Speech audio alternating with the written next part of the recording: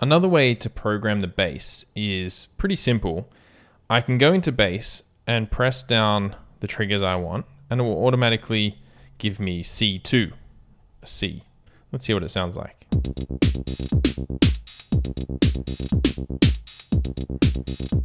I mean, that sounds cool, but I might want to change pitch on one or two notes. So I hold down the note I want, say this one, and I change the note accordingly. So it started on C2. I'm going to then go up. Let's go to G. Let's go to G2. See what that sounds like.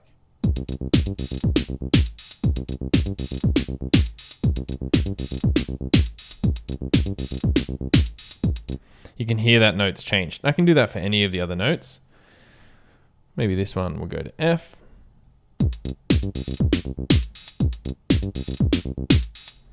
So this is another nice and simple way of sequencing the bass.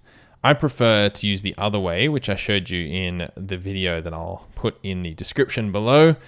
It just makes it a little bit more live and a bit more fun, whereas this is a more simple step sequencing way where you put in C2 and then you manipulate it by holding down and changing to the note you want using the rotary wheel. So I might put that as a C just as a final example. Let's see what we get.